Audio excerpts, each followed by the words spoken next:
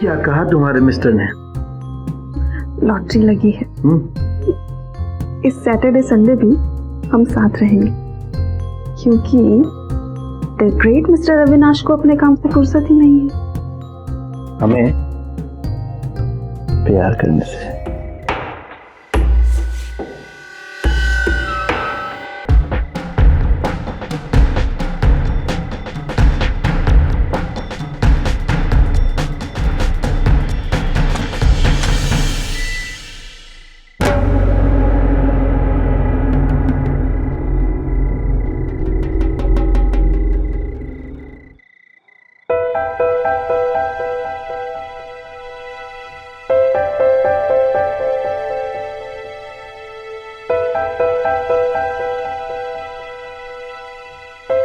अविनाश,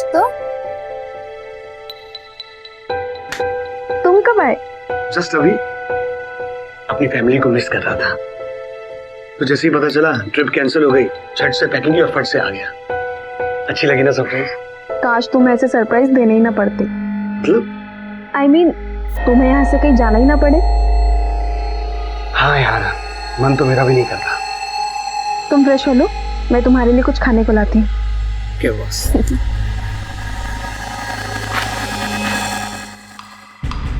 ये आवाज कैसी?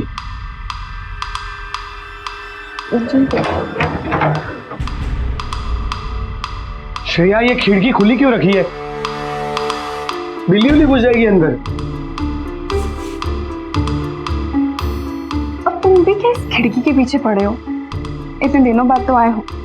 चलो ना, तुम जल्दी से फ्रेश हो लो, बहुत दिन हो गए तुम्हारे साथ वक्त। ओके।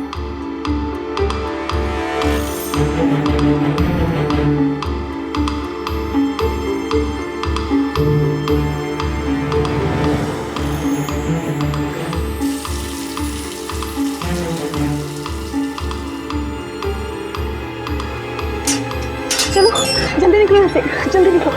अच्छा हुआ सही टाइम पर पता चल गया, नहीं तो बहुत बड़ी गड़बड़ हो जाती।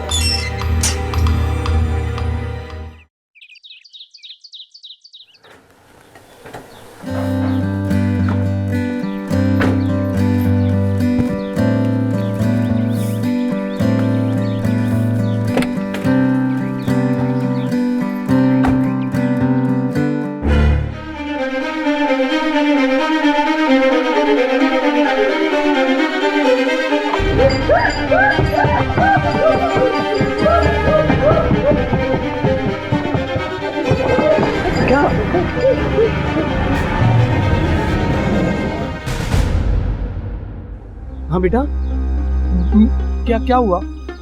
क्या क्या क्या देख लिया तुमने? हाँ? अच्छा, तुम क्या चाहती हो? पापा नहीं जाए? बेटा, पापा को जाना होगा, उन्हें काम है ना, तो जाने दो। अच्छा अच्छा, ओके ओके। पापा अपनी राजकुमारी को छोड़कर कहीं नहीं जाएंगे, इधर ही रहूंगा। ये क्या कर रहे हो अविनाश? ये तो बच्ची है, जिद तो करेगी ही ना। काम जरूरी है, तुम्हें जाना होगा। रिया से जरूरी मेरे लिए और कुछ नहीं है। चलो बेटा।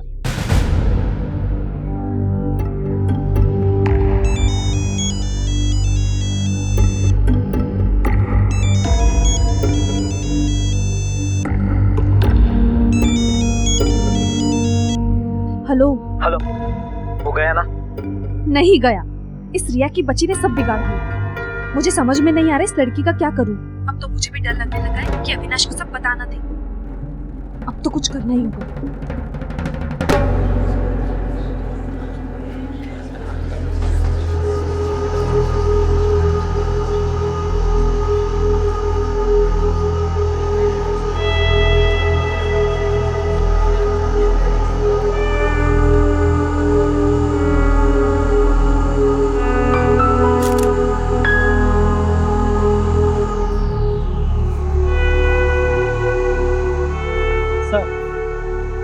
बाहर के फिंगरप्रिंट्स को फोर्सफुली वाइप आउट करने की कोशिश की गई।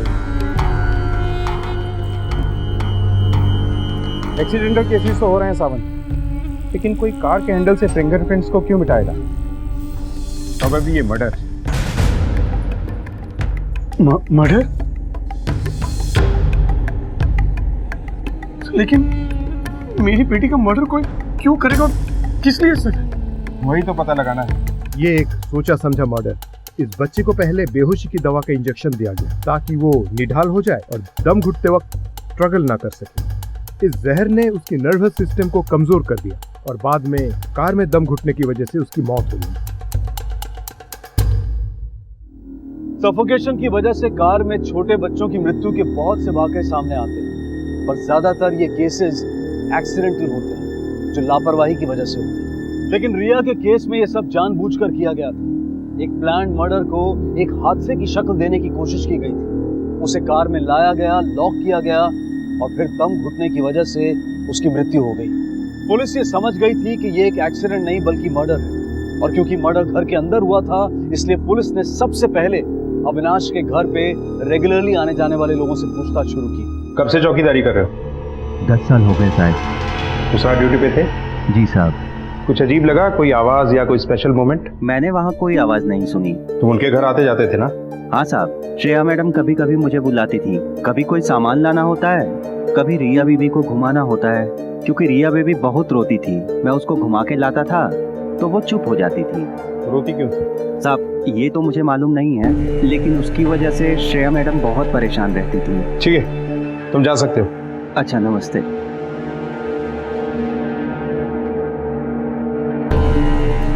नमस्ते साहब। कब से काम कर रही हो? साहब 4 साल से। कभी कोई झगड़ा? नहीं साहब, झगड़ा क्यों होगा भला? साहब टाइम पे पगार दे ही देते थे। कितने बजे आती थी तुम काम के लिए? सुबह शाम 2 टाइम। मेम साहब कभी कभी आने के लिए मना कर देती थी। साहब घर पे नहीं होते थे ना, तो घर पे कोई काम ही नहीं पड़ता था करने के लिए। अच्छा, ये जो इनकी बेटी है रिया, इसके साथ सब ठीक से पेश आते? जी साहब, पर मेम साहब बच्चे को कभी कभी डांट देती थी। वो भी क्या करे बेचारी, बच्ची को लेके वो बहुत परेशान थी। भगवान किसी भी बच्चे को ऐसी बीमारी ना दे। सर, अविनाश के घर से फोन आया है, कोई सामान गायब नहीं। तुम जाओ।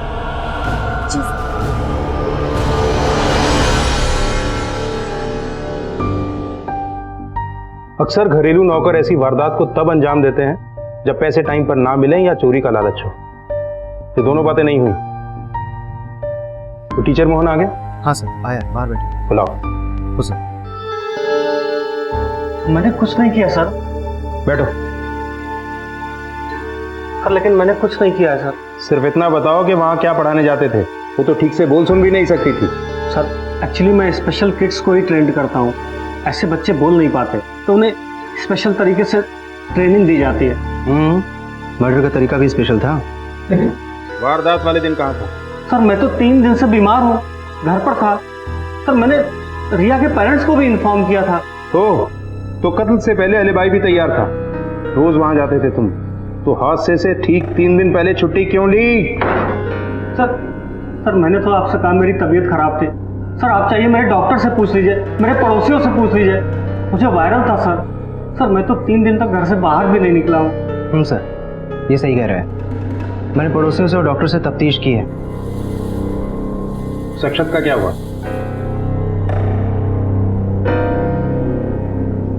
वैसे करते क्या हैं आप? सर मेरा गारमेंट एक्सपोर्ट का बिजनेस है।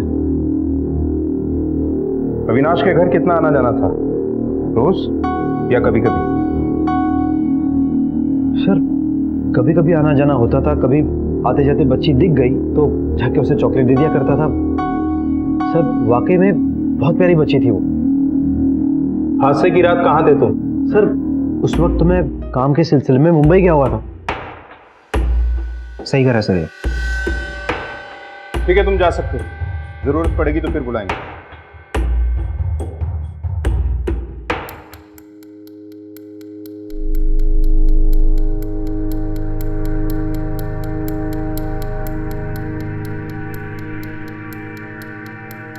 ना मोटिव समझ में आ रहा है, ना किसी पे शक पुख्ता हो रहा है। आखिर क्यों कोई 9 साल की डाउन सिंड्रोम बच्ची को मारने की कोशिश करेगा?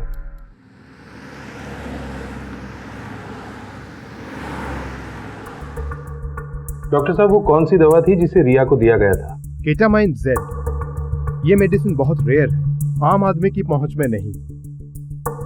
लेकिन किसी मेडिकल रिप्रेजेंटेटिव का इस तक पहुंचना ज्यादा मुश्किल नहीं होगा ना?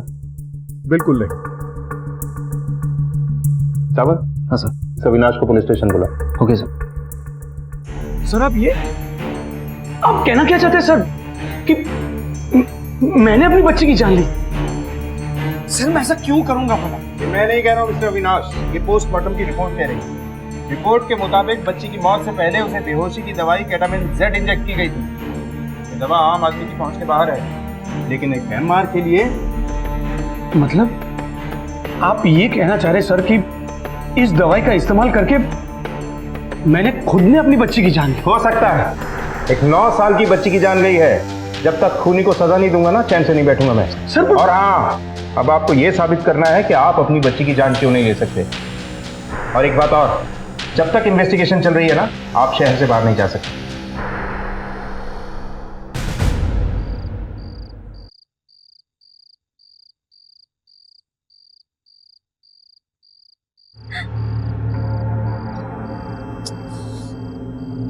तुम पागल हो क्या?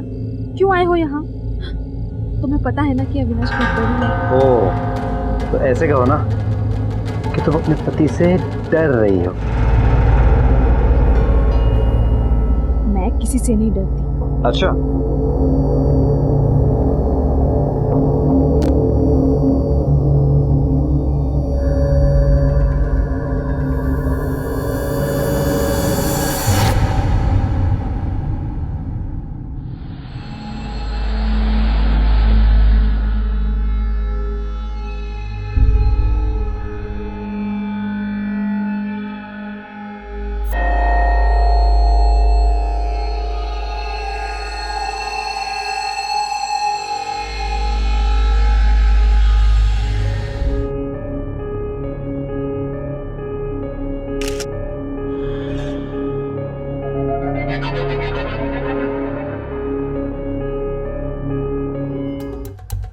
सर, कुछ इंटरेस्टिंग फैक्ट सामने आए हैं।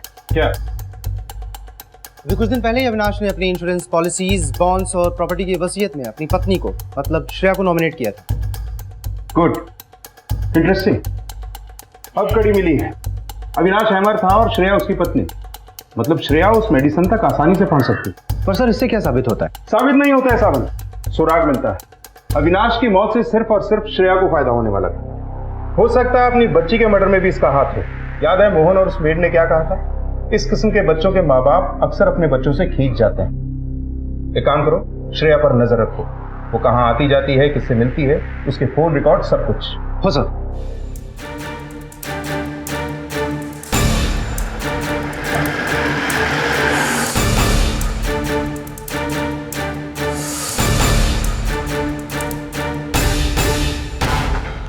मालूम चला कि ज्यादा कहीं आना जाना नहीं था, अक्सर घर पर ही रहती थी बच्ची की वजह से।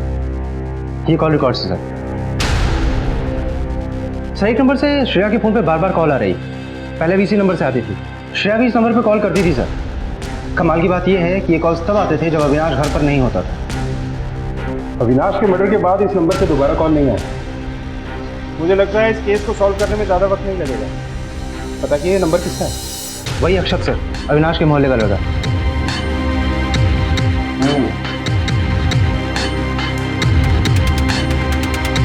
वॉचमैन को बुलाओ। हाँ साहब, मैंने कई बार देखा अक्षय साहब शाम को आया करते थे। उस वक्त अविनाश की गाड़ी घर पे होती थी? नहीं साहब, उस वक्त अविनाश की गाड़ी घर पर नहीं होती थी।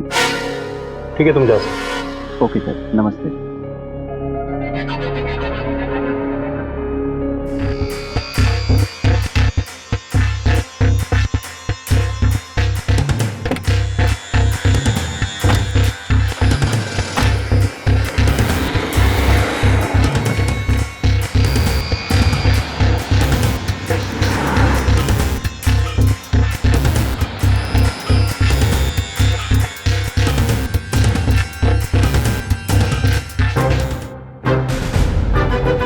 थोड़ा मसाज का मौका हमें भी दे दो।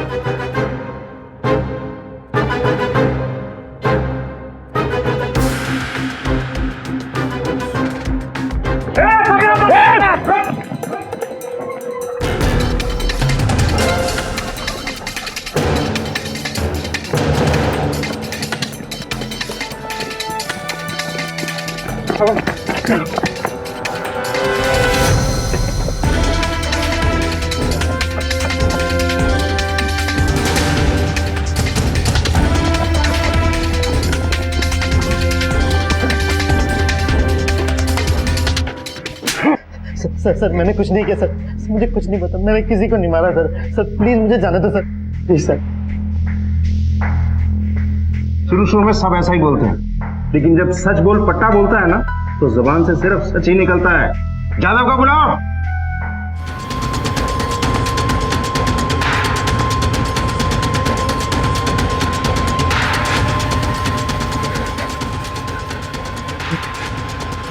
रुक जाइए सर रुक जाइए सर बताता हूँ सर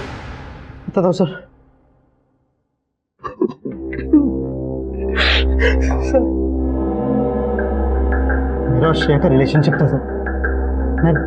मैं रिया को चॉकलेट खिलाने के बहाने उसके घर जाया करता था। अविनाश जब भी टूर पे जाते थे हम दोनों बाहर मिलते थे सर। क्यों मारा रिया और अविनाश को तूने? बोल। सच कह रहा हूँ सर, मैंने अविनाश को नहीं मारा। हाँ मैं मानता हूँ कि मैं उसको मर्डर करने गया था सर, लेकिन मैंने उसको नहीं मारा सर। वो तो पहले से मरा हुआ था। हाँ सर ये सब करने के लिए मुझे श्रेया ने कहा था सर।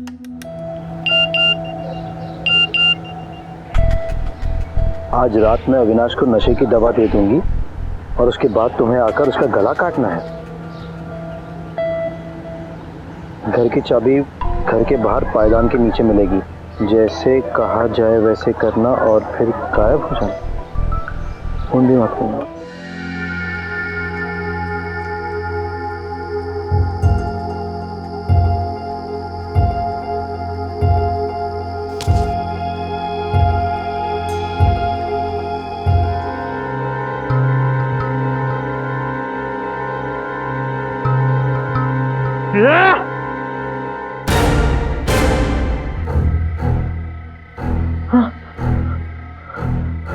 मतलब तूने और श्रेया ने मिलकर ये सब प्लान किया?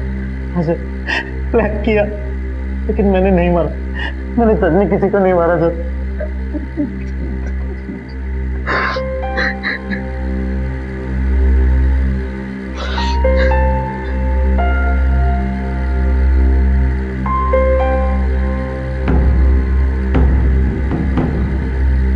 सर फोरेंसिक रिपोर्ट आ गई है। जिस चाकू से कत्ल हुआ उस पर श्रेया की उंगलियों के निशान पाए गए हैं और अविनाश के शरीर में वही बेहोशी की दवा है जो रिया के शरीर में थी। अब इस मास्टरमाइंड मिसेस श्रेया शर्मा से मिलते हैं। चलो। ये क्या बकवास है? मैंने अक्षत को कोई एसएमएस नहीं किया। चिल्लाओ मत। मैसेज तुम्हारे फोन से किया गया था। अगर तुमने नहीं किया तो कौन करेगा? देखिए मैंने किसी का मर्डर नहीं किया है, आपको कोई गलतफहमी हुई होगी। मैडम हम सबूत की बिना पे बात करते हैं, हवा में नहीं। अब डबल मर्डर केस के लिए अंदर जाने के लिए तैयार हो। पोस्टमार्टम रिपोर्ट के हिसाब से अविनाश को भी मौत से पहले वही बेहोशी की दवा दी गई थी जो रिया को दी गई थी। पहले अपनी बेटी रिया, बाद में अविनाश, दोनों का मर्डर तुमने किया। ये सब आप क्या कह रहे हैं? मैंने ऐसा कुछ नहीं किया, मेरी बात का यकीन कीजिए। ये सब कोर्ट में साबित करना। समझा? अरेस्ट करो इसे। श्रेया का नार्को टेस्ट करवाया गया। उस टेस्ट में भी श्रेया ने यही कहा कि उसने खून नहीं किया है, लेकिन उस टेस्ट के रिजल्ट पुलिस को हैरान कर देने वाले थे, क्योंकि पुलिस के पास श्रेया के खिलाफ सबूत थे और मोटिव भी साफ था। लेकिन पुलिस अब पूरी तरह से कंफ्यूज थी कि अगर श्रेया ने ये मर्डर्स नहीं किए हैं तो फिर किसने किए?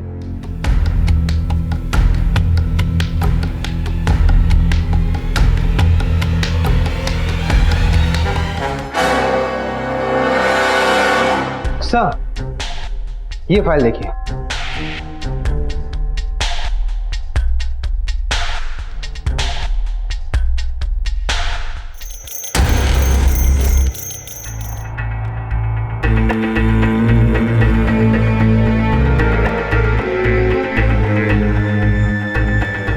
ये चाकू लो, इस डमी का गला रेत दो।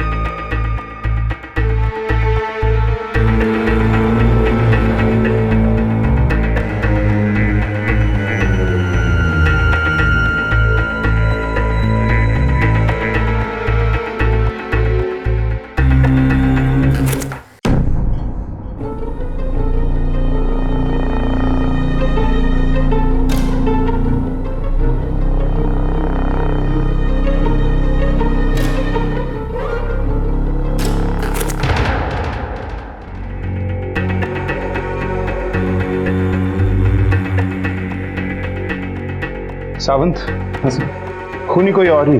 गले पे जो स्लैश का मार्क है उसकी मूवमेंट के हिसाब से जिसने भी ये मर्डर किया है वो लेफ्ट हैंडेड और श्रेया और अक्षत दोनों राइट हैंडेड। एक काम करो, मोहन, वॉचमैन और मेड सबको बुलाओ अभी।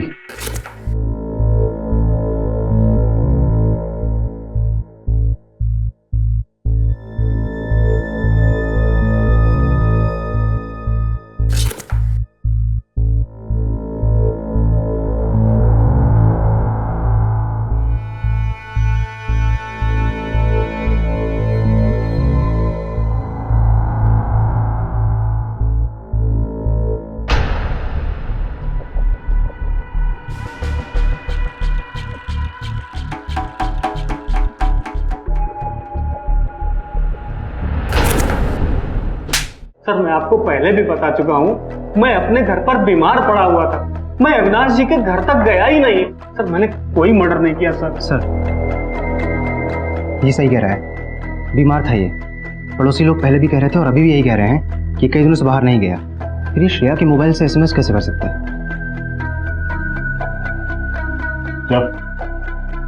Thank you sir.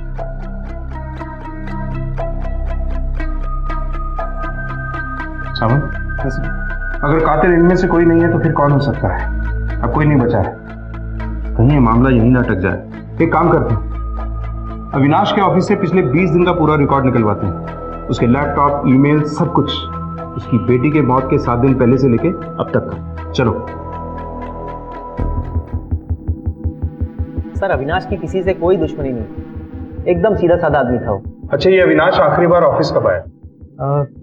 सर जिस दिन उसकी लड़की की डेथ हुई थी, शायद उसके 2-3 दिन पहले, उसके बाद नहीं आया।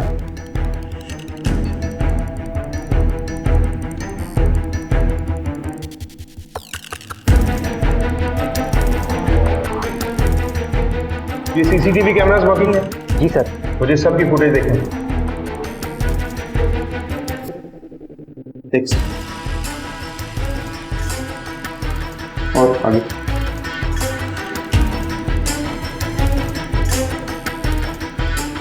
ठीक है, ये दोनों हाथों से?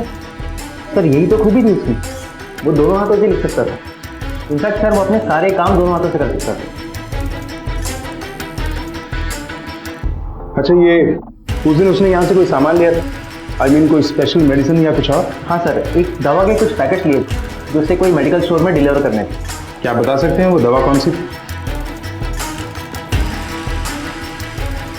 Ketamine Z. ये तो वो दवा है जो रियल की बॉडी में मिली थी और अविनाश की बॉडी में भी। अब पता ये करना है कि उस मेडिकल स्टोर तक ये दवा पहुंची या नहीं।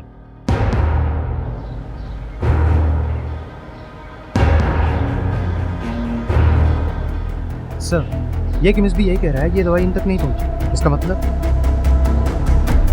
मतलब है सावंत कि हम आज तक के सबसे अनोखे केस को हैंडल करें। हाँ सर, वो अपनी बेटी से बहुत प्यार करता था। एक दिन रिया भी दूसरे बच्चों की तरह खेलेगी, कूदेगी, दौड़ेगी, लेकिन मेरे सिवा उसका इस दुनिया में और कोई नहीं है। उसकी अपनी माँ उससे खींची खींची रहती है, सिर्फ अपनी एक जिम्मेदारी समझती है। यार, कल अगर मुझे कुछ हो गया ना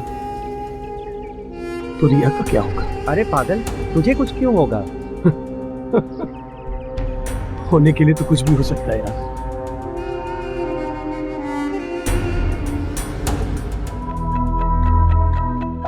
क्वाइट पॉसिबल। एक्चुअली जब कोई दूसरा इंसान किसी का गला रेतता है तो घाव थोड़ा दूसरा होता है, मगर इस केस में घाव उतना गहरा नहीं है, फोर्स कम है। ये एंगल हमसे मिस होगा। पॉसिबल है ये घाव उसने खुद लगाया है।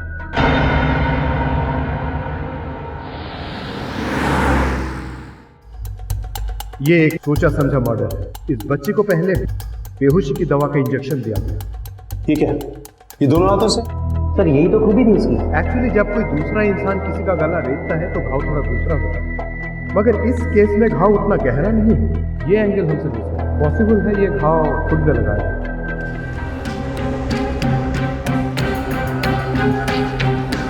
इसका मतलब अविनाश ने? जी हाँ, अविनाश ने। जरा सोचिए वो कौन था जिसकी पहुंच दवा तक थी?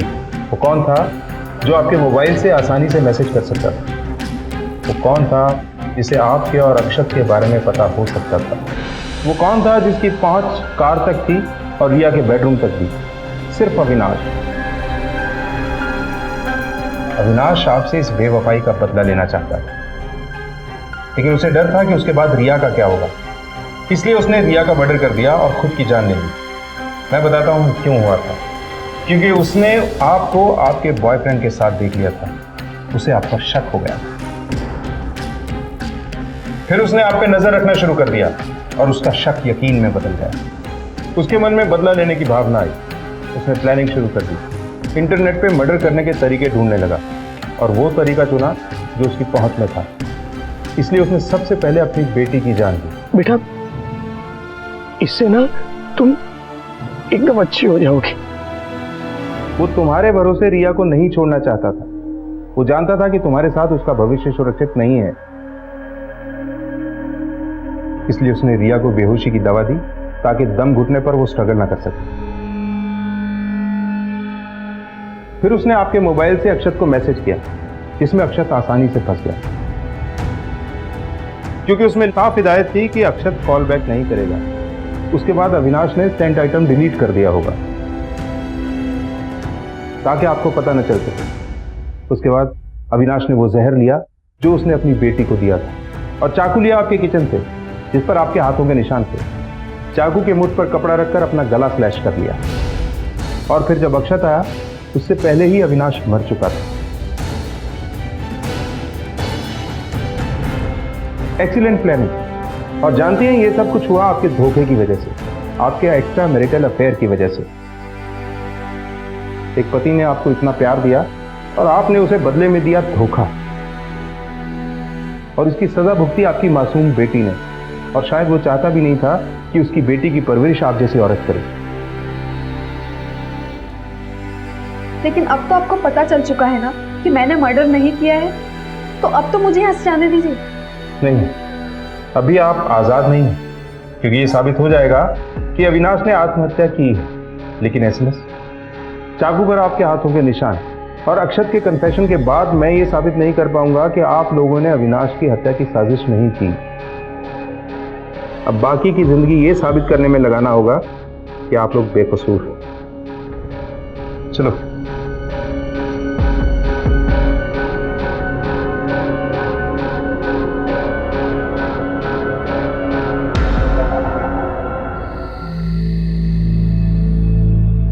ना बोला ना अभी नहीं,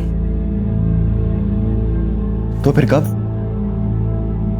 आदमी हूं तेरा, और उसके लिए हमेशा तैयार रहती है। अगर आवो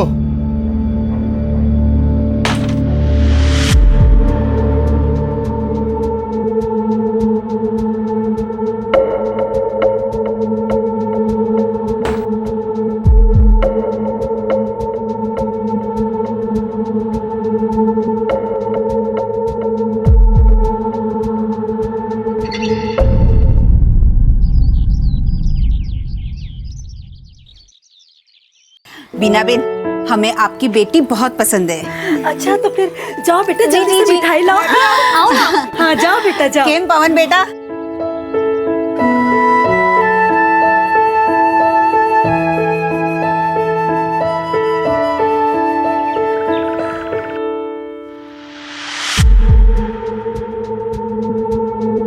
भाई साहब, ये घर किस लिए सजा हुआ है?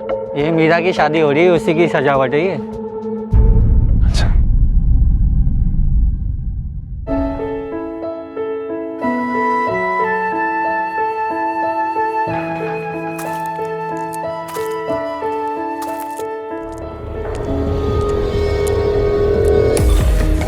तुम छोड़ो मुझे। सुना तेरा लगन हो रहा है मेरे बिना? ना छोड़ो मुझे।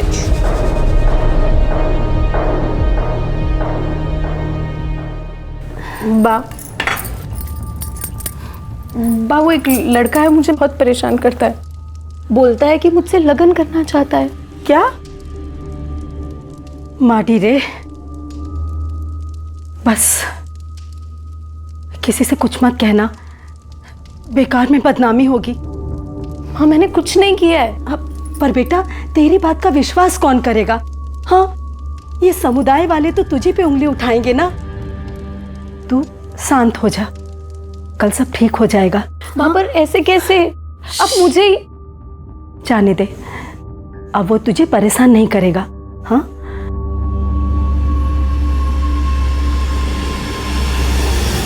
चौंक गए ना आप? जो शख्स एक तरफ मीरा को दिन रात धमकियां देकर छेड़कर परेशान कर रहा था, वही शख्स दूसरी तरफ किसी और की पत्नी के साथ शारीरिक संबंध स्थापित कर रहा था।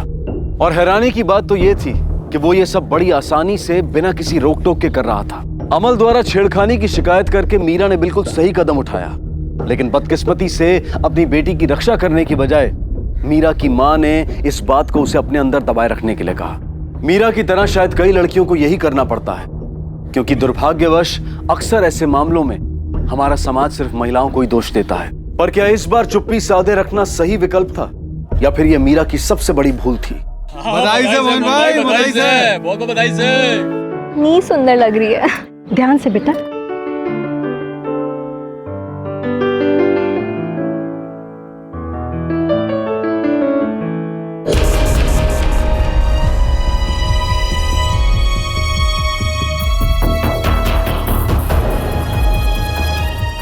क्या हुआ?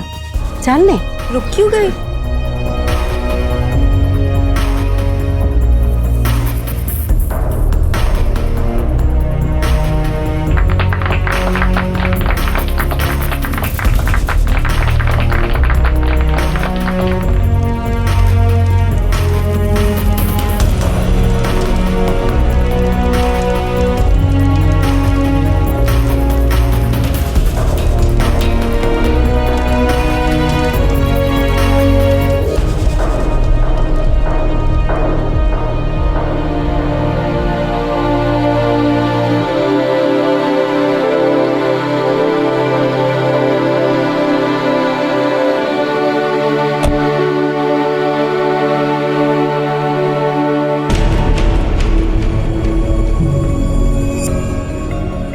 तू तो हो गई मेरी, अब मुझे कौन रोकेगा?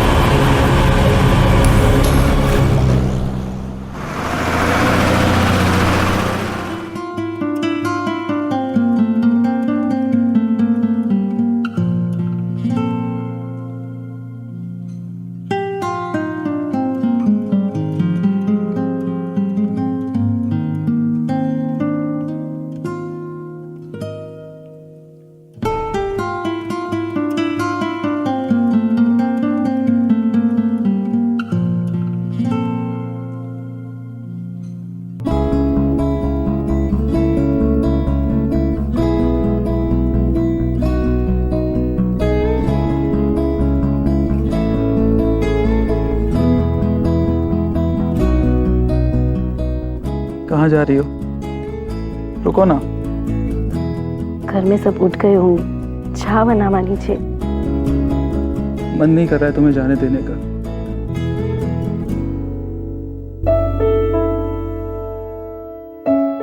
अरे भाभी, भैया आ जाएंगे। बार बार दरवाजे पर देख रही हो, थोड़ा इंतजार भी करा करो। जाओ भाभी, आगे भैया। माँ, भैया आ गए।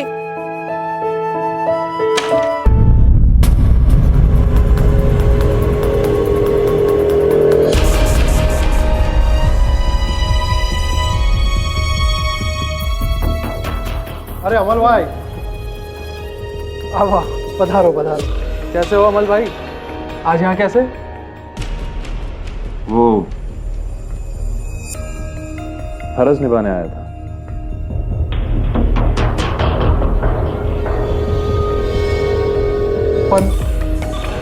अभी अमल भाई? ये तो हमारे सौभाग्य है। अमल भाई अपने आप आ गए। आओ आओ, सौभाग्य हमारे। आओ आओ अमल भाई, ला, ये ले बेटा। कौन बेटा?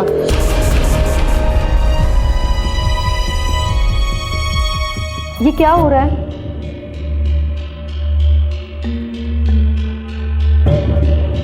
मेरा बेटा, हमारे गांव की प्रथा है, ये अमल भाई है, आज रात ये तुम्हारे साथ ही रहेंगे। क्यों? बच्चे के लिए। इनसे बच्चा होगा तो स्वस्थ होगा, सुंदर होगा। ये आप क्या कह रही है? बच्चा? हाँ बच्चा, समझी? इनको सारे गांव ने एक मत से चुना है। सालों से यही प्रथा चली आई है हमारे यहाँ। चल जा आवे रूम माँ। मीरा के पैरों तले जमीन खिसक गई। जो शख्स उसे लगातार परेशान करता रहा, जिससे इतनी जद्दोजहद के बाद उसने अपना पीछा छुड़वाया, आज वही शख्स उसकी शादी के बाद उसके ससुराल वालों के सामने उस पर अपना हक जता रहा था। और तो और किसी को इस बात पर एतराज तक नहीं था।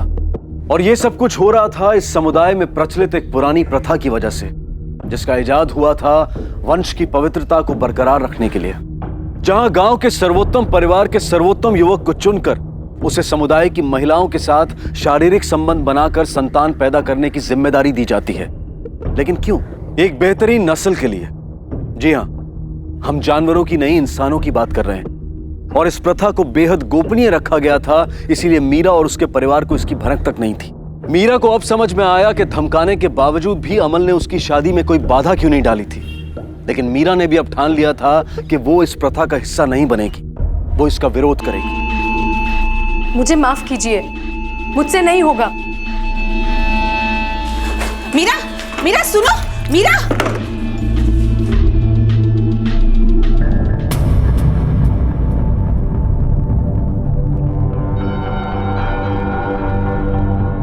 पवन, जा जा, तारी बहरी ने समझाओ, आऊ नहीं चाले। जा। मीरा, मीरा दरवाजा खोलो। मीरा, अमल भाई चले गए हैं। मीरा दरवाजा खोलो। मीरा दरवाजा खोलो। मीरा,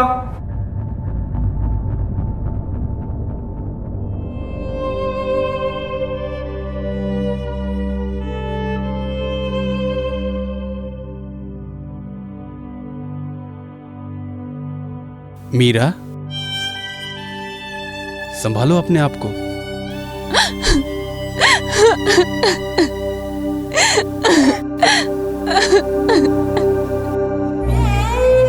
मीरा, संभालो अपने आप को। मीरा, तुम्हें कैसे समझाऊं? ये बहुत पुरानी प्रथा है, ये इतने सालों से चलती आ रही है। इसको ऐसे रोक नहीं सकते। क्यों? क्यों नहीं रोक सकते हैं हम कुछ तो कर सकते हैं ना। मैं आपकी पत्नी हूँ, सिर्फ आपकी होकर रहना चाहती हूँ। आप मेरे पति होकर इतना नहीं कर सकते मेरे लिए? बोलिए ना। मीरा, लेकिन हम कर भी क्या सकते हैं? हम पंचायत में जाएंगे, वो तो कर सकते हैं ना हम। हाँ,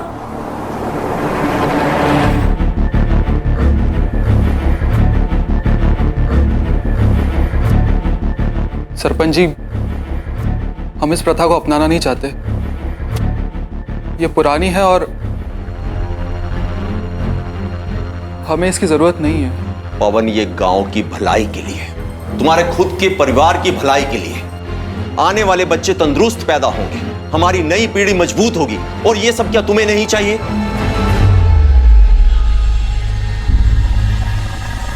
सरपंच जी, आप हमें इस परंपरा से बाहर रखिए। गोपाल भाई, अब तुम ही बताओ क्या किया जाए।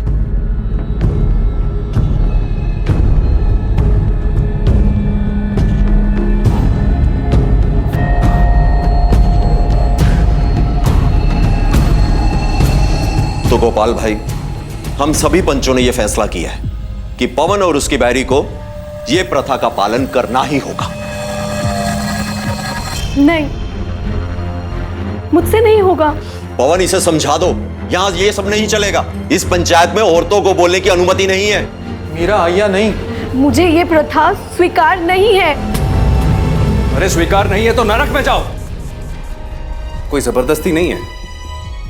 और आप सब भी इसके साथ हैं तो आप सब भी नरक में जाओ। एक बात याद रखिएगा, मैं आप सब लोगों के पास नहीं आया था, बल्कि आप सब आए थे मेरे पास, ताकि एक बेहतर पीढ़ी पैदा हो सके। इस लड़की के पास मैं अपना फर्ज समझ के गया था, लेकिन ये इस तरह अपमान कराने का हमें शौक नहीं है। और अगर आपको कोई और ढूंढना है तो ढूंढ लीजिए। क्या हो रहा है? गोपाल भाई, वो दोनों समझाओ, वरना हम सब आपका गांव में हुक्का पानी बंद कर देंगे हमेशा हमेशा के लिए। हाँ हाँ, हम तुम सबका हुक्का पानी बंद कर देंगे।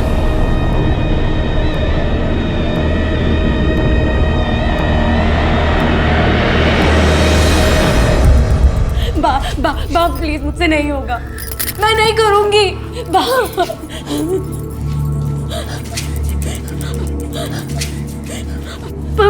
ना, मुझसे नहीं होगा। मीरा, मुझसे नहीं होगा। मीरा, मीरा, चलो अमल भाई के पास। मीरा, अगर तुम्हें इस परिवार की परवाह है तो चलो अमल भाई के पास।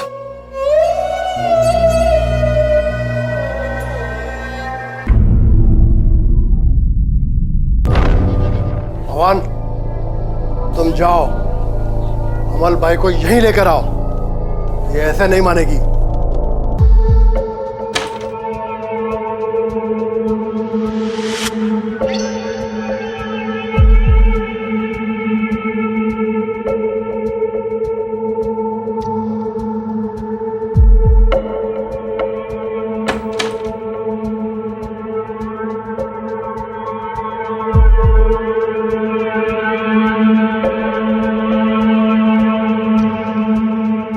मैंने कहा था ना, तू मेरी ही होगी। देख, मुझे कोई नहीं रोक पाया। तेरा पति खुद मुझे तेरे कमरे में छोड़ के गया है। अपनी किस्मत से तो लड़ लेगी तू, लेकिन मेरी किस्मत से कैसे लड़ेगी?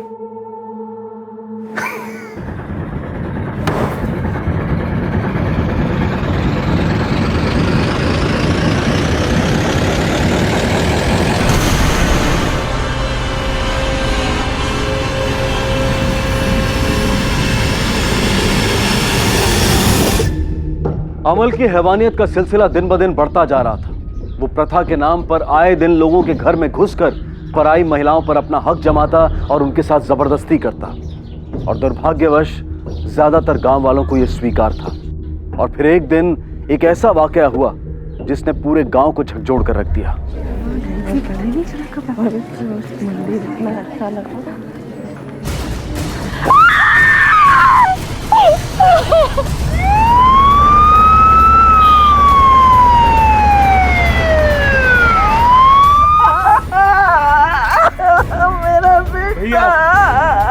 लाश को सबसे पहले किसने देखा था?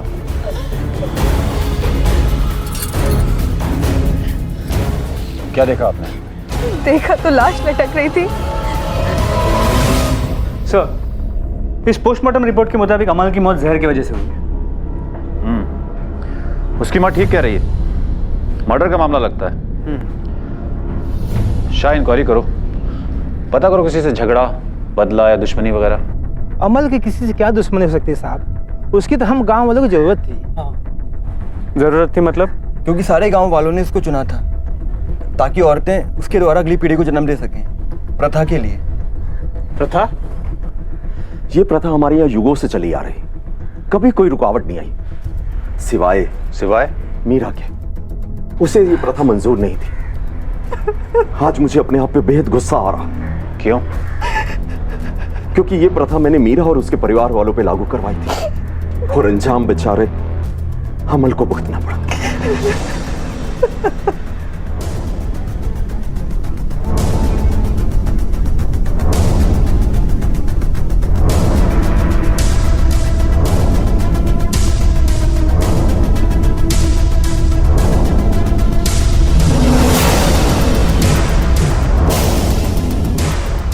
सर, घर के पीछे के हिस्से में कागज मिला है जिस पे कुछ अजीब सा पाउडर लगा हुआ है।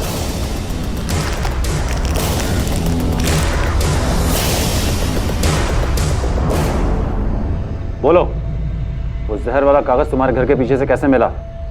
साहब मैंने अमल को नहीं मारा। हाँ, मैं उससे नफरत करती थी क्योंकि उसने मेरी जिंदगी बर्बाद कर दी थी, हमेशा परेशान करता था। मैं आबरू कर दिया था उसने मुझे।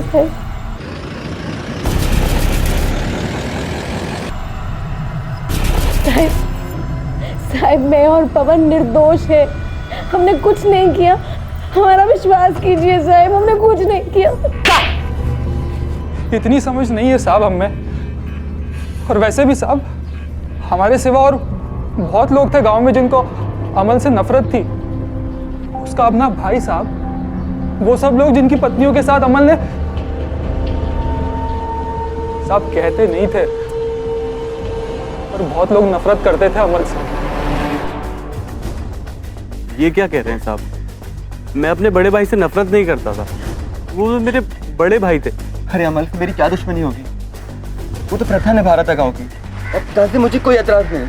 अच्छा ये बताओ कि तुम्हें कब पता चला कि तुम्हारी बीवी अमल के बच्चे की माँ बनने वाली है? उसी रात बताया, आखिरी रात जब अमल जिंदा था। एक मिनट, तुम्हें कैसे पता चला कि अमल उस रात जिंदा था? उसकी मौत तो किसी भी वक्त हो सकती थी, तो तुम्हें कैसे पता चला कि उस रात तक वो जिंदा था?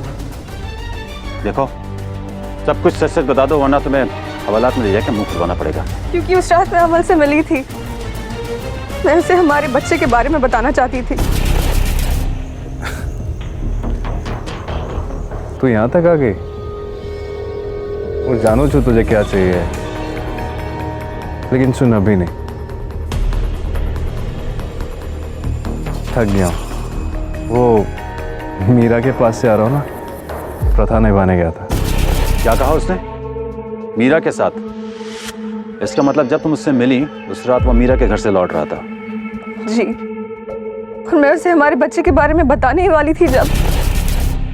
अरे क्या जरूरी बात, देख ये बात मेरे से बाद में करना। अभी ना मुझे बहुत जोर से भूख लग रही है, इसलिए मैं अपनी मनपसंद जगह जा रहा हूँ। अमल सुनो तो। कौन सी मनपसंद जगह? शायद अपने घर। देखो, अगर घर ही जाना होता ना तो कहता घर जा रहा है। क्या सोच रही हो? कोई जगह या कोई इंसान, ठीक से सोचो। वो हमेशा बोलता था कि सरपंच ना घर, सरपंच जी का घर उसका दूसरा घर है। शायद उसने ज्योति को कुछ बोला, पर वो यहाँ आया नहीं। आया था क्या? इंस्पेक्टर साहब, ये भी तो हो सकता कि वो यहाँ के लिए चला हो और रास्ते में कहीं उसके साथ। कहीं आप हम पे तो शक नहीं कर रहे? वो मेरे बेटे की तरह था, मेरी तो कोई और संतान है नहीं। आपसे विनती, अब मेरे बेटे के कातिल को ढूंढिए। वही कर रहे हैं सरपंच जी, बहुत जल्द पकड़ लेंगे हम उसको।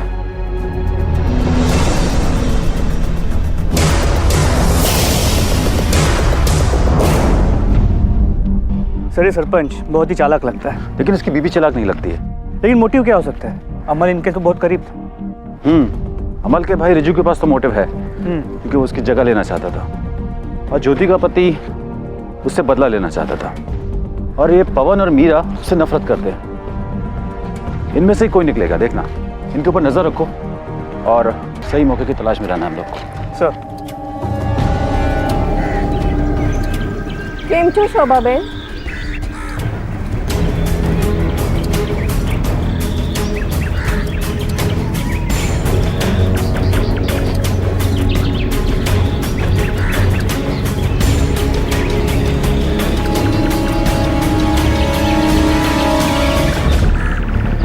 अब अगला मुद्दा ये है, अमल भाई की जगह कौन लेगा? कौन इस प्रथा को आगे बढ़ाएगा? मैं संभालूंगा ये जिम्मेदारी। लेकिन सरपंच जी, ये रिजू कैसे बन सकता है? शांत हो जाओ। मुझे ये लगता कि अब हमें ये प्रथा त्याग देनी चाहिए।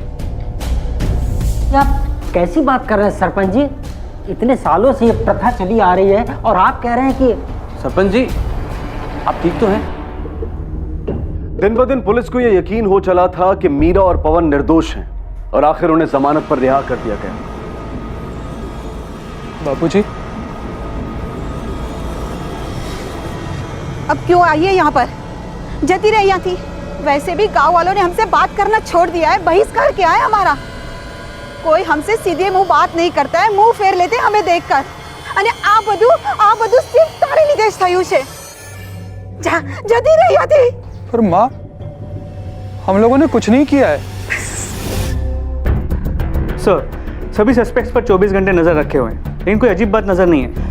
इस सरपंच का बिहेवियर कुछ कंसिस्टेंट नहीं है, जरूर कुछ छुपा रहा है। लेकिन सर वो अपना मुंह नहीं खोलेगा, पता कैसे लगाएंगे? उसकी पत्नी खोलेगी, लेकिन हम उसे इंटरोगेट तब करेंगे जब सरपंच घर पर नहीं होगा। कहाँ पर है वो? अभी तो पंचायत में होगा। चलो। सरपंच जी घर में नहीं है। हम जान देंगे सरपंच घर पे नहीं। और वो पंचायत में भी नहीं है। पंचायत में नहीं है? मैं अभी उनको फोन करती हूँ। हवालात में फोन नहीं लगता। हवालात? अनजान बनने की जरूरत नहीं है, हमें सब कुछ पता चल चुका है। अमल की जान तुमने किस तरह ली है। हमने कुछ नहीं किया साहब। ले चलो उसको, हवालात में 2 थप्पड़ पड़ेंगे, सब याद आ जाएगा। अरे नाना साहब, हमने कुछ नहीं किया साहब। तो सच सच बताओ क्या हुआ था, बोलो। बताओ क्यों मारा अमल को? साहब,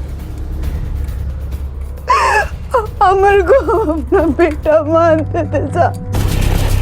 आज तक इस प्रथा का विरोध नहीं हुआ, ऐसा पहली बार हुआ है, इसलिए मुझे थोड़ा सख्त होना पड़ा। अच्छा किया आपने। आप जो भी निर्णय लेते हैं ना, सही लेते हैं। क्या बात है सरपंच साहब, इस उम्र में भी इतना प्यार, सरस। अरे खाना खा लिया क्या? नहीं, मुझे भी बहुत भूख लगी है, आज यहीं खाना खाऊंगा। तो आजा। मैं तैयारियां करती हूँ, आज। अरे मैं कुछ मदद कराऊं? अरे नहीं नहीं अमल, मैं कर लूंगी। हाँ, यहाँ नहीं, कमरे में। ये क्या हो रहा अमल? अरे क्या हुआ सरपंच जी, मैं कुछ गलत थोड़ी कर रहा हूं। मैं वही कर रहा हूं जिस प्रथा का समर्थन आपने अभी किया। फिर कुछ फर्ज तो मेरा यहां पे ही बनता है ना।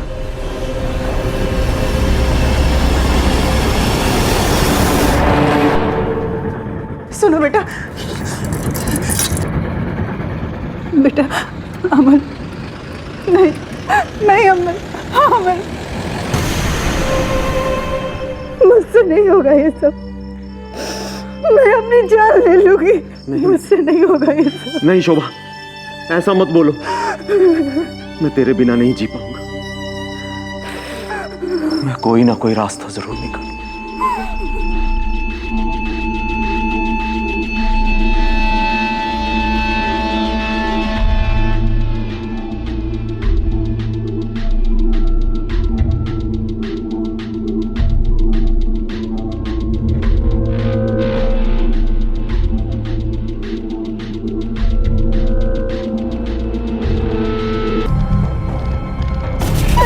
हम उसे मारना नहीं चाहते थे साहब, हम नहीं मारना चाहते थे साहब उसे, हम नहीं मारना चाहते थे। ये क्या हो रहा, क्या हुआ? हाँ सरपंच जी, ये तो बोल रहे थे कि आप जेल में हैं। क्या? अभी तो नहीं है, लेकिन बहुत जल्द होंगे, और तुम भी साथ में। सोच समझ के बात कीजिए इंस्पेक्टर साहब, यहाँ का सरपंच हूं मैं। तुम्हारी बीवी ने सब कुछ उगल दिया है, किस तरह तुमने अमल की जान ली है। हवलदार। Yes sir. ले चलो इनको, चलो।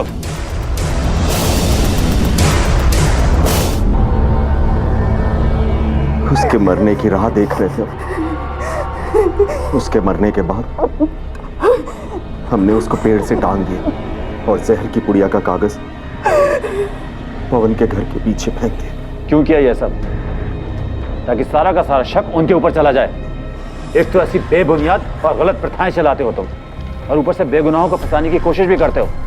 अब अपने ही बनाए हुए गड्ढे में गिरे तो समझ में आई बात, अब पता चला कितनी गलत थी ये प्रथा।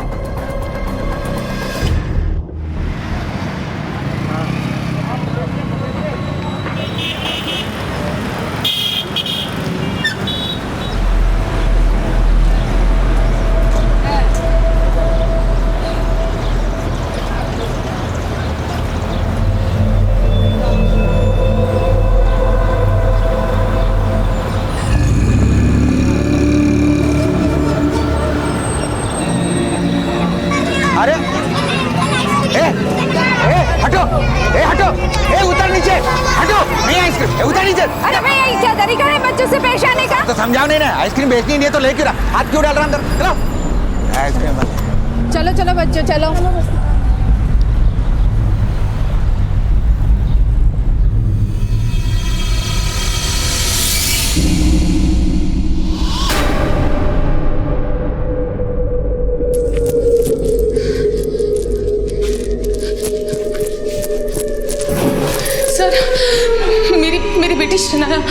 मेरी बेटी शनाया कहीं खो गई है।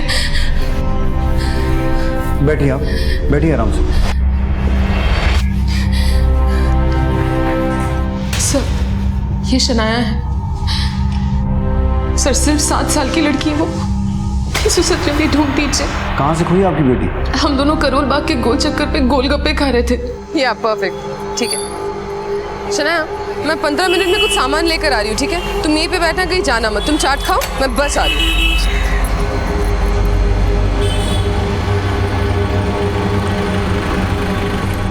जब मैं वापस आई तो वो कहीं नहीं थी। मैंने उसको आसपास बहुत ढूंढा लेकिन वो कहीं नहीं मिली मुझे। सर प्लीज प्लीज मेरी मदद कीजिए।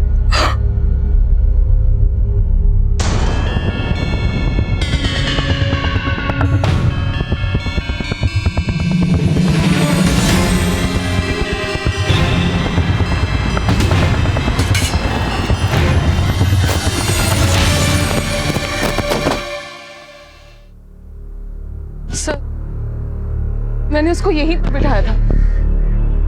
बाहर आ। नमस्ते साहब। इस लड़की को देखा था यहाँ? हाँ साहब, ये लड़की आई थी यहाँ पे, इन्हीं मैडम के साथ आई थी। गोलगप्पे खा रहे थे बैठ के। अंकल टिश्यू है क्या आपके पास? ये लो बेटा। Thank you uncle. बेटा तुम्हारी मम्मी कहाँ है? वो आ रही है, आके पैसा देंगी। फिर पता नहीं अचानक वो कहाँ चली गई। हाँ ये मैडम जब आई ना ढूंढते हुए तब मैंने बोला भी कि इतनी छोटी सी बच्ची है, उसको अकेला नहीं छोड़ना चाहिए। तुमने उस लड़की को यहाँ से किसी के साथ यहाँ अकेले जाते हुए देखा था? नहीं साहब, वो मैं ग्राहकों में बिजी था तो ध्यान नहीं दे पाया साहब। सर प्लीज कुछ कीजिए, शनाया बहुत छोटी है। आपको उसके छोटे होने की फिक्र तब होनी चाहिए थी जब आप उसे यहाँ अकेला छोड़ के शॉपिंग करने चली गई। सर मैं कह रही हूँ ना, मुझसे बहुत बड़ी गलती हो गई, बट सर प्लीज। देखिए हम शनाया को ढूंढ रहे हैं, आप एक काम कीजिए, आप अपने घर जाइए, अगर कुछ पता चलेगा तो हम आपको फोन करेंगे, प्लीज।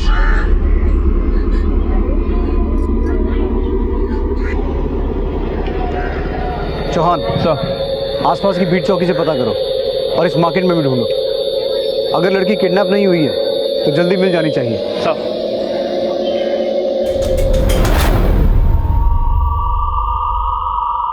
प्रेम और दुलार की सरल भाषा समझने वाले जब खौफ के साए में हों तब ममता और वात्सल्य सबसे ज्यादा घायल होते हैं। पर हैवानियत के सौदागर मासूम सिस्कियों की कब परवाह करते हैं, और अपराध के बाजार में अनमोल बचपन अच्छे दाम में बिक जाता है। अपहरण, फिरौती, ह्यूमन ट्रैफिकिंग और न जाने कितने ही काले नामों से नन्ही जाने भी जुल्म से प्रताड़ित की जाती हैं। पीड़ितों की फेहरिस्त में अब शनाया का नाम भी शामिल हो गया था, पर जिस जुर्म का वो शिकार हो रही थी उसका इंसानियत से कभी कोई रिश्ता हो ही नहीं सकता।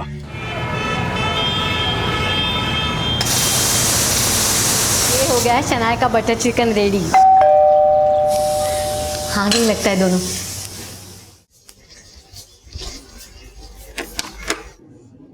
घुमा लाई शनाया को।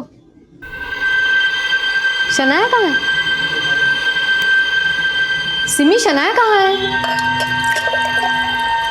मम्मी गर्मी हो रही है, मम्मी जरा दरवाजा बंद कर दो, मैं एसी ऑन करती थी। अरे शनाया कहाँ है सिमी?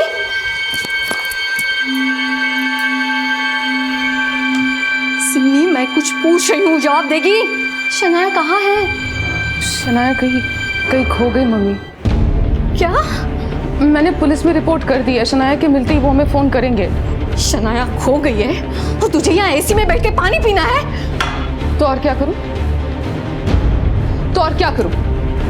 शनाया को ढूंढते ढूंढते मेरा सर चकरा गया और मैं पानी भी ना पीऊं। हद करती हूँ मम्मी कभी कभी आप।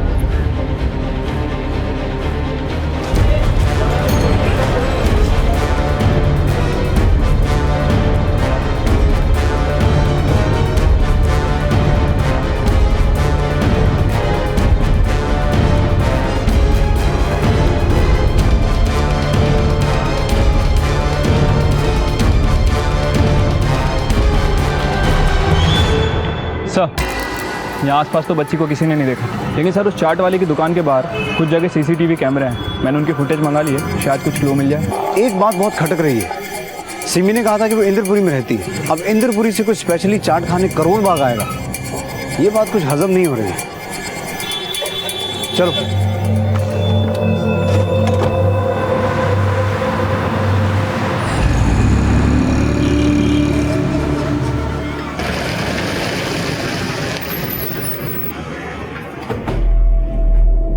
सर मैं अपने एक्स हस्बैंड से मिलने जा रही थी, वो करोल बाग में ही रहते हैं। किस सिलसिले में? एलिमनी के सिलसिले में। हम वहाँ पहुँचने वाले थे और शनाया ने चाट खाने की जिद पकड़ ली। उसे नाश्ता करा के ले जाती तो ऐसी जिद नहीं करती वो। मम्मी प्लीज हट्टा, में से बीच में मत बोला करो आप। क्यों ना बोलूं? तेरी लापरवाही की वजह से खोई है वो। कोई मम्मी ऐसी भी होती है क्या जो अपने बच्चे को? प्लीज, उसमें शनाया की भी गलती है। मैंने उसको बोला था ना वहीं पर बैठी रहे, कहीं ना जाए। उसको क्या जरूरत है वहां से? अरे वो तो बच्ची है, तेरी अकल के घास चने गई थी जो उसे अकेले। Mummy please stop it. हाँ शांत हो जाइए आप लोग, आपके ऐसे झगड़ने से शनाया मिल नहीं जाएगी। तो कैसे मिलेगी सर? सर प्लीज मेरी शनाया को ढूंढ निकालो, जिंदगी भर एहसान मानूंगी आपका। देखिए शनाया को ढूंढना हमारी ड्यूटी है, पर हमें ऐसा लगता है कि उसे किसी ने किडनैप किया है। अगर वो खोई होती तो अब तक मिल जाती। आपको किसी पर शक है? अगर आपको फिरौती के लिए कोई भी कॉल आए तो हमें तुरंत कांटेक्ट कीजिएगा। फिलहाल आपके एक्स हस्बैंड का नंबर और एड्रेस चाहिए हमें।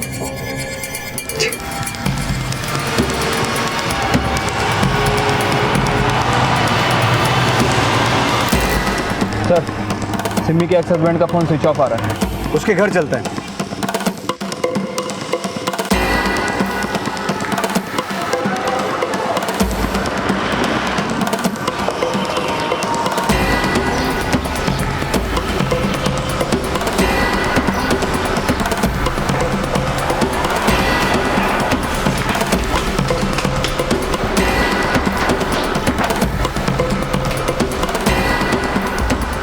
कोई नहीं है।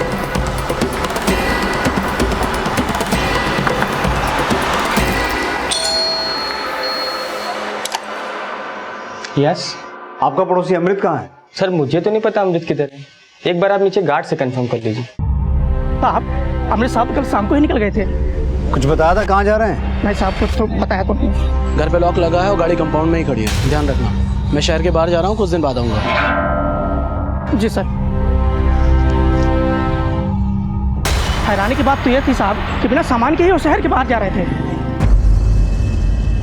शनाया की किडनैपिंग में कहीं अमृत का हाथ तो नहीं? एक काम करो, उसका फोन सर्विलेंस पे डालो, ट्रेस करने की कोशिश करो वो है कहाँ। Okay sir. सर अमृत का फोन कुछ टाइम के लिए ऑन हुआ था, उसकी लोकेशन ट्रेस हो गई है। Let's go.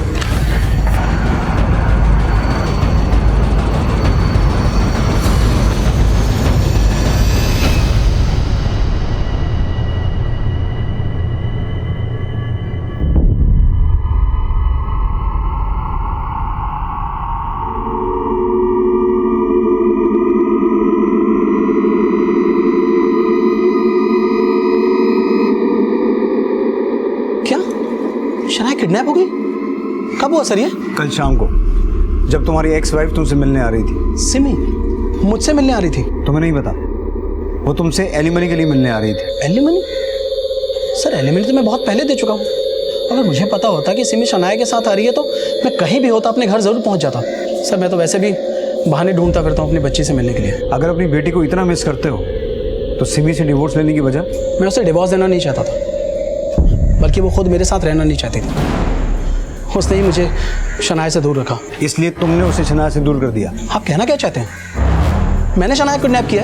अरे मैं तो खुद परसों यहाँ आश्रम में आया। वो तो हमने पता कर लिया, अब बस ये पता करना है कि शनाया को किसने किसके कहने पर किडनैप किया है। सर आप गलत दिशा में इन्वेस्टिगेशन कर रहे हैं। तो दिशा तुम दिखाओ, किसी पर शक है तुम्हें?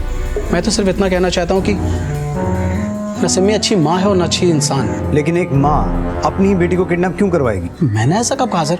तो फिर क्या कहना चाहते हो? मैं तो सिर्फ अपनी किस्मत को कोसता हूँ कि सिमी जैसी लड़की के साथ मैंने शादी ही क्यों की। लेकिन हमने तो सुना है कि तुम्हारी लव मैरिज हुई थी। एक वक्त था जब सिमी से मैं बहुत प्यार करता था और अपने आप को सबसे खुशनसीब इंसान समझता था कि सिमी जैसी लड़की मेरी लाइफ पार्टनर है।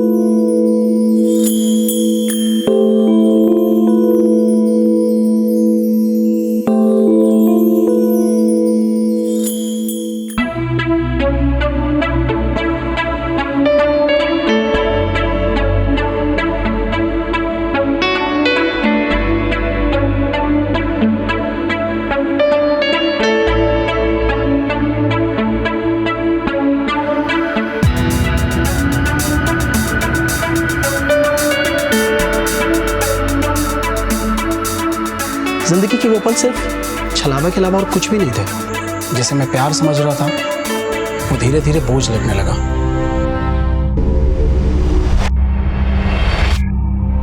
जब मेरा बिजनेस बुरे दौर से गुजरा तो सिमी ने दिखा दिया कि वो कितनी मनी माइंडेड है।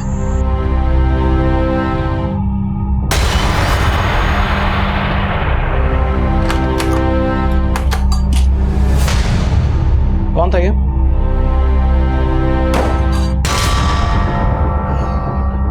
मैंने पूछा कौन था ये?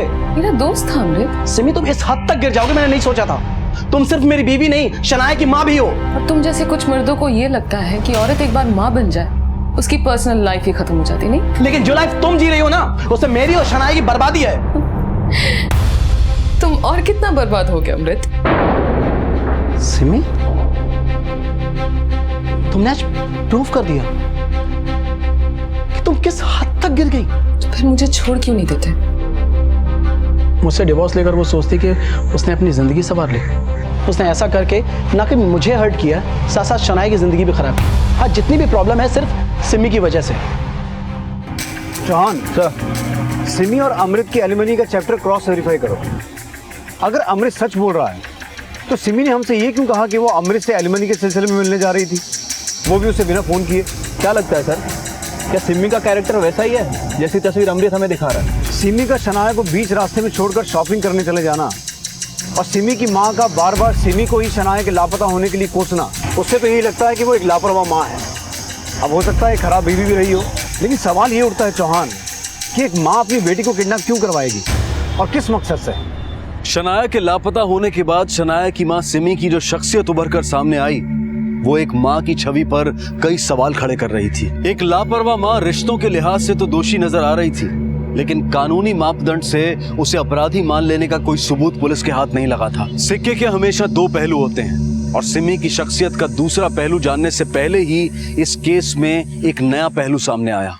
सर, एक दुकान की सीसीटीवी फुटेज में ये शनाया एक औरत के साथ कैप्चर हुई है।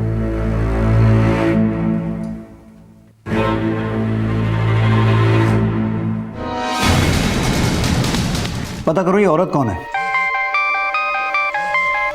हेलो,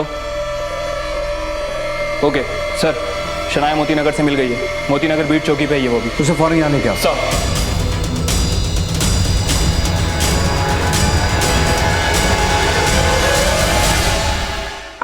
शनाया, नानी मेरी बच्ची, तू ठीक तो है ना?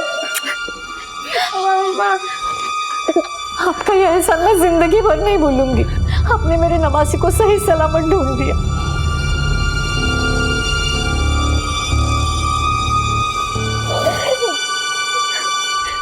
शनाया बेटा, आपको आपकी मम्मी ने उस चाट वाले के पास रुकने को कहा था, तो आप वहां से कहाँ चली गई थी? मैं मम्मी का वहाँ पे वेट कर रही थी। सच्ची मम्मा, मैंने आपका प्रॉमिस नहीं तोड़ा। जानती हो बेटा, आप मम्मा की अच्छी प्रिंसेस हो ना। तो बेटा आप वहां से गई क्यों? वहाँ पे एक आंटी आई थी, उन्होंने कहा बेटा मम्मी ने बुलाया है आपको। लेकिन आप कौन हो? मैं आपकी मम्मी की दोस्त हूँ। चलिए चलते हैं। बेटा कौन थी वो आंटी? आप उसे जानते हो? मेरा मतलब आपने पहले कभी उसे मम्मी के साथ या कहीं और देखा था? नहीं अंकल। शना बेटा यही थी ना वो आंटी? हाँ अंकल, यही थी। आप दोनों इसे जानती हैं?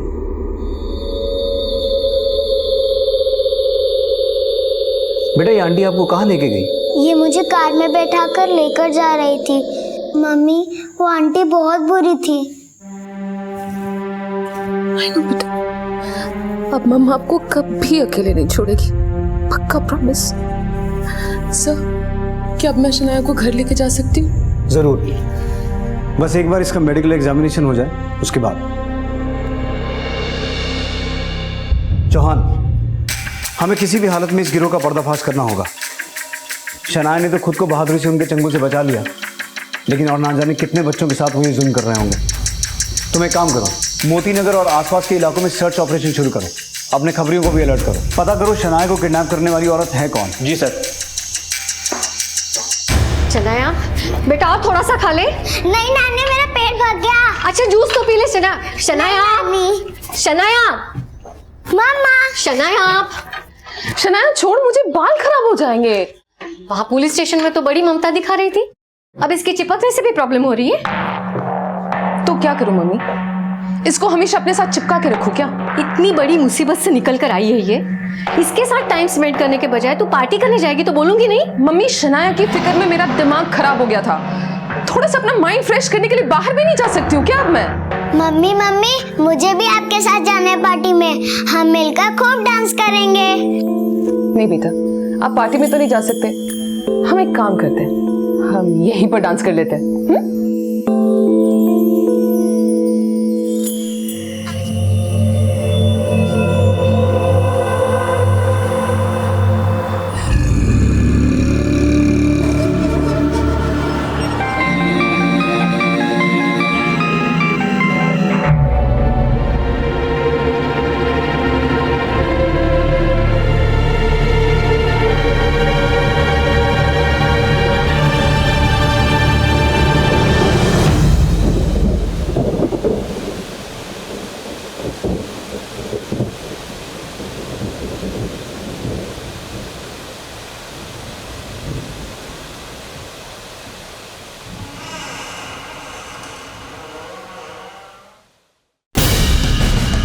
अरे बाप रे,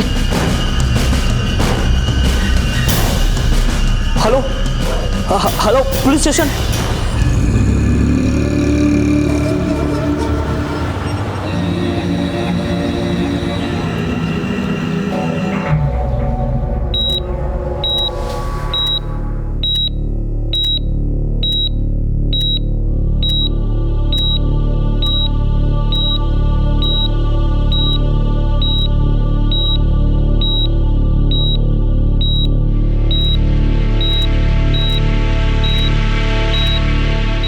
रोमिला जी, कैसा फील कर रही हैं आप?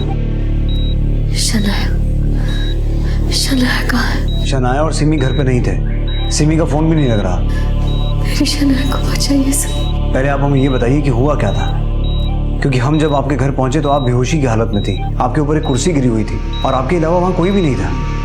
कौन आया था आपके घर? किसने आपको घायल किया? सिमी ने? पर क्यों? क्योंकि मैं उसे शनाया को उसके साथ ले जाने से मना कर रही थी। कहाँ ले जा रही थी वो शनाया को? वो मेरी शनाया को बेचना चाहती थी। क्या? शनाया का लापता होना भी सिमी की एक चाल थी, लेकिन इसका पता मुझे आज सुबह चला। लेक्चर देना बंद करो, समझे? एक बच्ची को तो संभाल नहीं पाए। सुनो, अब मैं शनाया को तुम्हारे हवाले तभी करूंगी जब तुम पूरे पैसे मुझे दोबारा दोगे। वो सौदा पुराना था, ये नया है, ठीक है? मैं शनाया को लेकर आती हूँ, लेकिन तुम थोड़ा अलर्ट रहना। पुलिस ने तुम्हारी फोटो आइडेंटिफाई कर ली और तुम्हारी वजह से मैं फंसना नहीं चाहती, समझे? बेटी का सौदा कर रही है? मुझे तो शर्म आ रही है, मैंने तुझ जैसी को अपनी कोख से जन्म दिया। मैंने कहा था मुझे अपनी कोख में पालने के लिए। शनाया को तो पाला था ना अपनी कोख में तूने। हाँ पाला था, उस नाते हक बनता है, और इसीलिए उसको बेच भी रही हूँ, क्योंकि मुझे पैसा चाहिए जो ना तो मुझे मेरा पति दे सका और ना आप दे सकी। बस मम्मी, बहुत हो गया। खबरदार जो दोबारा मुझ पर हाथ उठाने की कोशिश की तो तू शनाया को कहीं नहीं ले आ सकती। तुम मुझे रोकोगी? मुझे अधमरा करके मेरी शनाया को लेकर वो चली गई। मेरी शनाया को बचाने से। अगर आपने पहले हमें एक हिंट भी दिया होता कि सिमी ऐसी है तो। मुझे पता था सिमी अच्छी माँ नहीं है, लेकिन मैंने कभी सोचा नहीं था कि वो इस हद तक गिर जाएगी। उसने माँ की जिम्मेदारी कभी नहीं निभाई। मम्मी! अरे तुम लोग यहाँ? हाँ। कैसे बेटा? अच्छा सुनो, मैं 2 दिन के लिए शहर से बाहर जा रही हूँ, मेरा फोन स्विच ऑफ रहेगा तो मुझे फोन मत करना, इसका थोड़ा सा ध्यान रख लेना। मैं चलती हूँ, बाय बेटा। लेकिन मम्मी मैं भी आपके साथ चलती हूँ।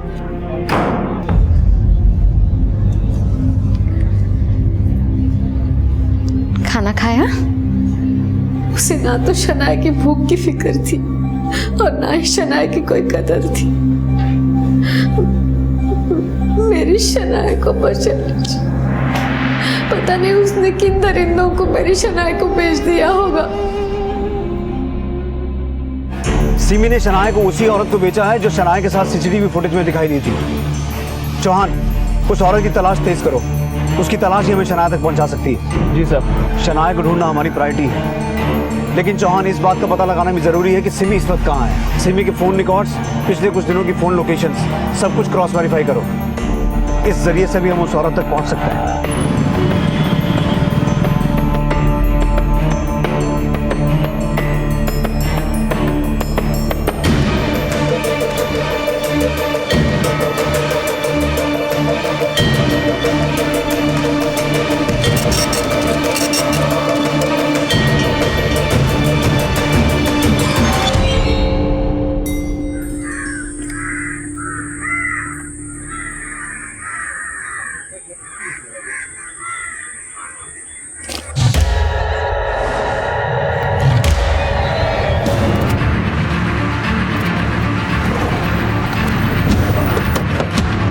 आइए सब, आइए आइए।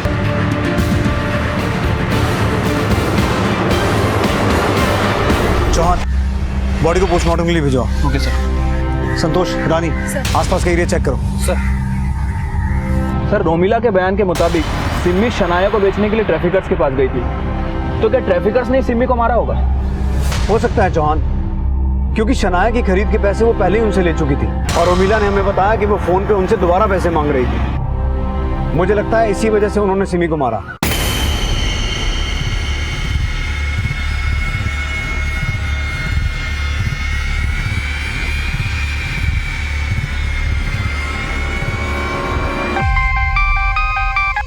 हेलो।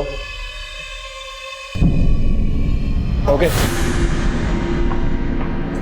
सर, राजौरी की एक कोठी में उस औरत को देखा गया है। सर, कोठी तो हमेशा लॉक रहती है, लेकिन वो बच्चे और वो औरत उसी कोठी में है।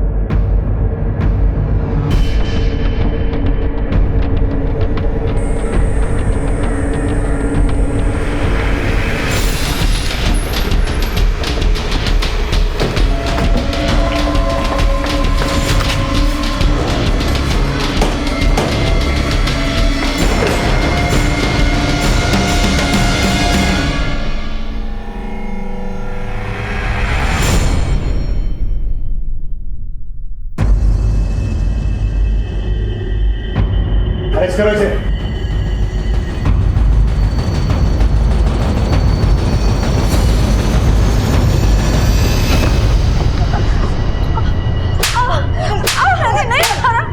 मैंने किडनैप नहीं किया उसका, बल्कि उसकी मम्मी ने अपनी बच्ची को खुद मुझे ला करके बेचा था। तो सिमी को मारा क्यों? साहब, मैंने सिमी को नहीं मारा है, बल्कि उसकी बच्ची के सौदे के पैसे 2 बार मैंने सिमी को दिए। जब तक ये सच ना बोले मारती रहो। लेकिन साहब, मैंने कुछ नहीं किया। साहब!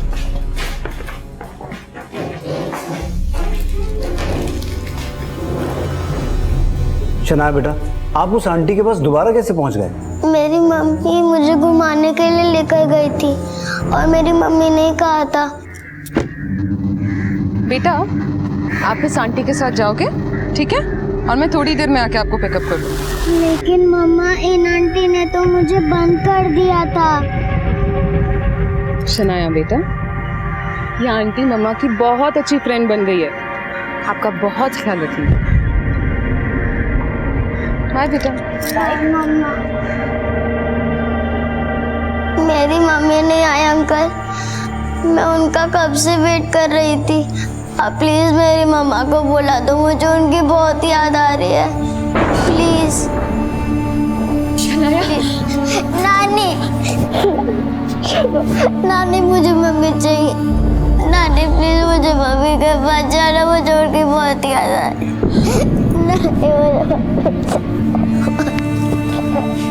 बताइए ना नानी।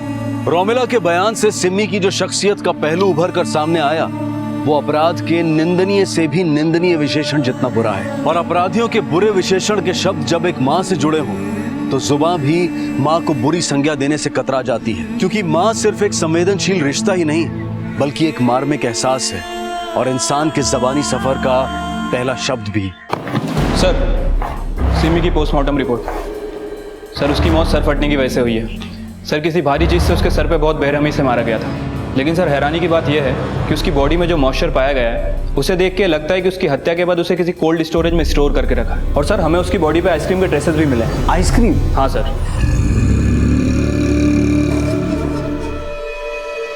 साहब, जब मैं वहाँ से जा रहा था तो मैंने देखा कि एक साइकिल आइसक्रीम वाला भी वहाँ से जा रहा था।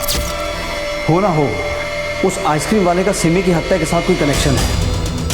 हो सकता है सिमी की लाश को उस आइसक्रीम वाले के आइस बॉक्स में छुपा के रखा गया हो। चौहान, रोमिला और सिमी दोनों के कॉल रिकॉर्ड्स को दोबारा क्रॉस वेरीफाई करो।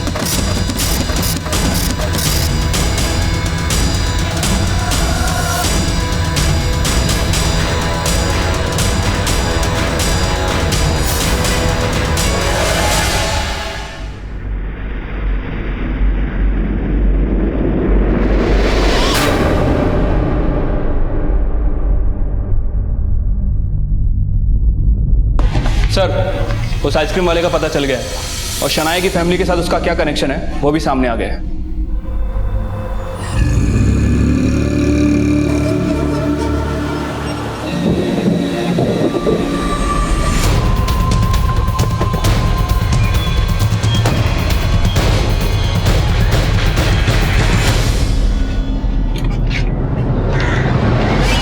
चौहान सर, इस आइसक्रीम वाले का नंबर सर्विलेंस में डालो।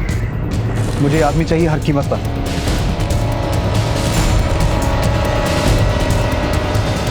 सर, उस आइसक्रीम वाले का पता चल गया है। उसका नाम हरीश है और उसकी लोकेशन ट्रेस हो गई है। मूव।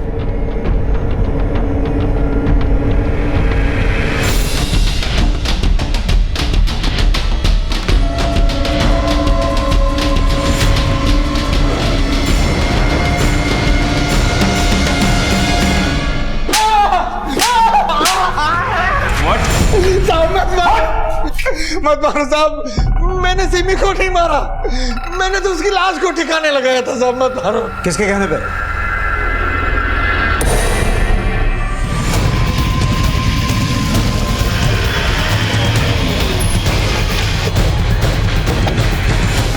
ये क्या कह रहे हैं सर आप? रोमिला जी,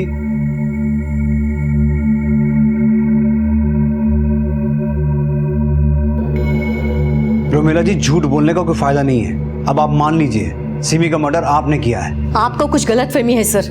मैं भला सिमी का मर्डर क्यों करूंगी? फिर वही बात। सर आप समझ नहीं रहे हैं। हम आपको अच्छी तरह से समझ चुके हैं। आपने ना सिर्फ सिमी को मारा, उसको मारने के बाद उसकी लाश को ठिकाने भी लगाया, डनमैक्स आइसक्रीम साइकिल में छुपाकर। कुछ याद आया? डनमैक्स आइसक्रीम, हरीश भार्गव आपका भाई, उसके साथ मिलकर ये सब कुछ किया ना आपने? हाँ, मैं नहीं मारा सिमी को। मुझे तो उसको अपने कोख में ही मार देना चाहिए था, लेकिन मुझे नहीं पता था बड़ी होके मेरी परवरिश पे ऐसा तमाचा मारेगी। उसकी संगत से शनाया पे बुरा असर पड़ रहा था। शनाया क्या करी? हाँ नानी, मैं मम्मी जैसा बन रही थी, बड़े होके मुझे मम्मी जैसा ही तो बनना है।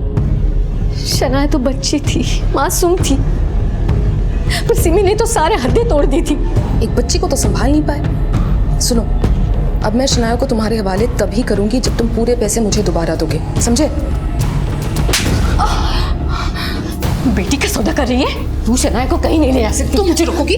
हाँ चल। सिमी, सिमी चलो। सिमी, तू शनाया को कहीं नहीं ले जा। सिमी, सिमी दरवाजा खोल। सिमी,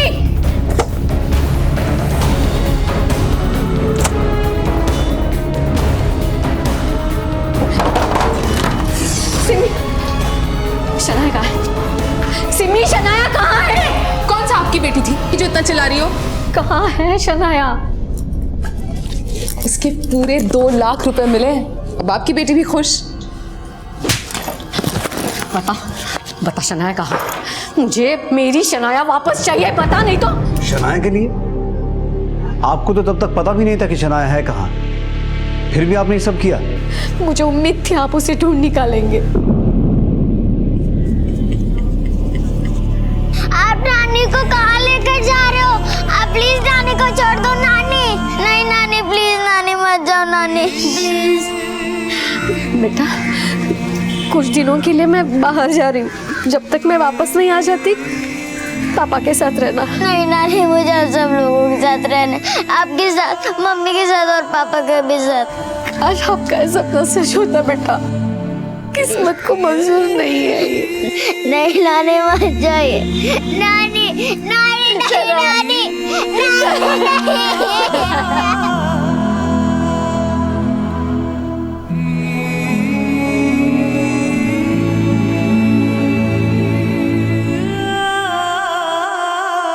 रोमिला वो अभागी माँ थी जो खुद अपनी बेटी को एक अच्छी माँ नहीं बना पाई, और अपनी विफलताओं के बाद जब उसने सिम्मी का आपराधिक रूप देखा तो अपना आपा खोकर गुस्से में उसकी हत्या कर बैठी। माना कि शनाया सुरक्षित अपने घर वापस आ गई, लेकिन वहां बसने वाले रिश्तों को उसने खो दिया। सिम्मी के अपराधों और रोमिला की भूल की सजा शनाया को भी भुगतनी पड़ेगी। और अब मैं आपको ले चलता हूँ चौंका देने वाले एक और नए केस की तरफ। क्राइम पेट्रोल्स के और भी दिलचस्प कहानी देखने के लिए हमारे चैनल को सब्सक्राइब करें और बेल आइकॉन दबाना न भूलें।